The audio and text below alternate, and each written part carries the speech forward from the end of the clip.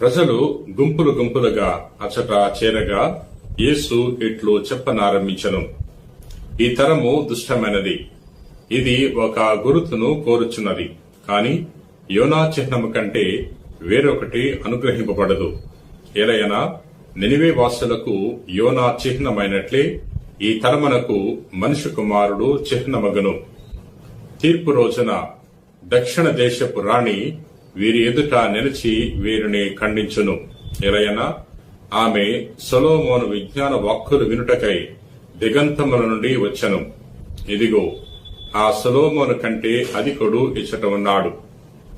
నినివే పౌరులు యోనా ప్రవక్త ప్రవచనములను ఆలకించి హృదయ పరివర్తనం చెందిరి కనుక తీర్పు రోజున వారు వీరి ఎదుట నిలిచి వీరిని ఖండింతురు. ఇదిగో యోనా కంటే గొప్పవాడు ఒకడు ఇచ్చట ఉన్నాడు.